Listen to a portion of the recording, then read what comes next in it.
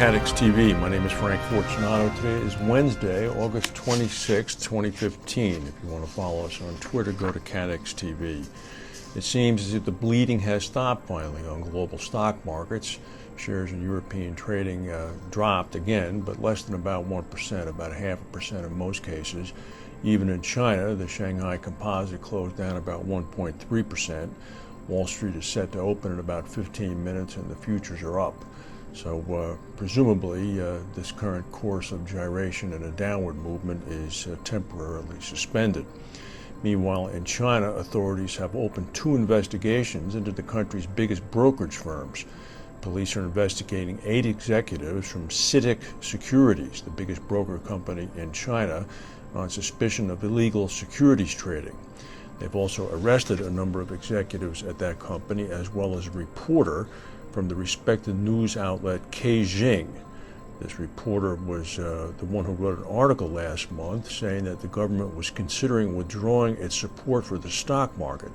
That article prompted a huge plunge in Chinese stocks in July.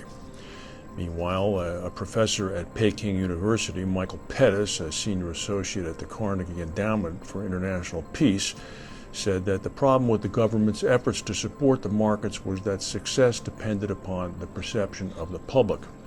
He said, quote, Beijing can signal all it likes when it comes to the stock market, but it can only cause prices to rise if it purchases large amounts of stocks. Signaling no longer works. The Standard & Poor's company released a report indicating that the investment gains made by reinsurers are no longer a sure thing. In fact, they're just the opposite. Standard & Poor's said that it observed a 30% decline in average net investment yields over the last 4 years across a group of 24 global reinsurers that it tracks. Historically, reinsurers, of course, have used investment yields to offset any imbalances or losses in underwriting yields. If you don't have the investment yields anymore, this means you have to underwrite for a profit. And in fact, if you're losing money on your investments, you really have to underwrite for a profit, which is becoming increasingly difficult in a time of very low reinsurance premiums, exacerbated by the entry of many billions of dollars of alternative capital. Toyota says that it plans to gradually restart, beginning on Thursday, tomorrow, its manufacturing operations near the Chinese port of Tianjin, which were halted after the chemical explosions on August 12th.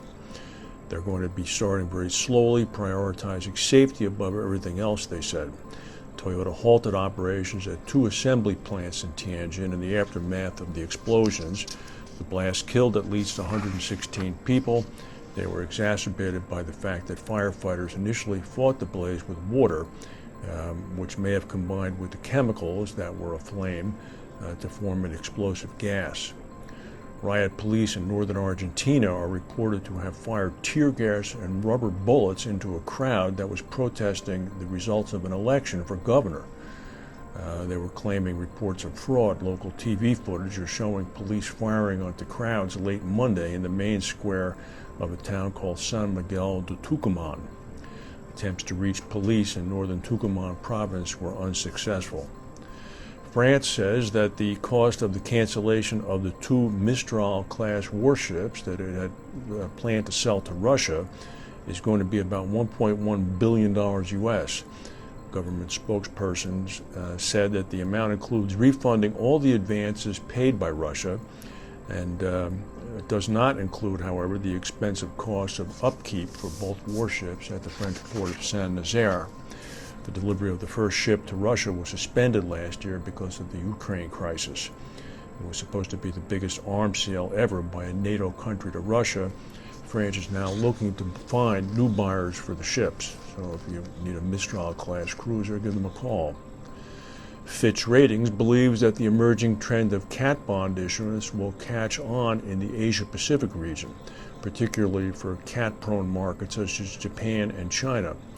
In a special report, Fitch said that the high cat exposure and significant gap between insured losses and economic losses mean the region is in need of reliable insurance and reinsurance protection.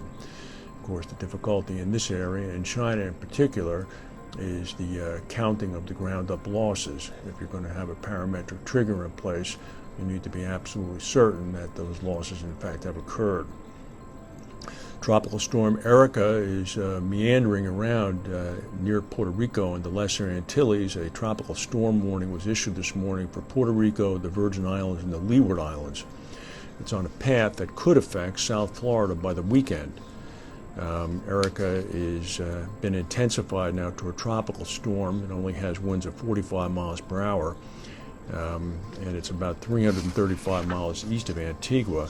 It's likely to continue to strengthen steadily as it moves across the Caribbean. What happens next is uncertain. Forecasters say that it could turn north, which means it might pick up some strength, or it could make a southerly turn and turn into a weaker storm, as happened to Hurricane Danny earlier in the week. That's the news for today. The stock market's not open in New York yet, but we'll see what happens. Thank you for watching, and we'll see you tomorrow.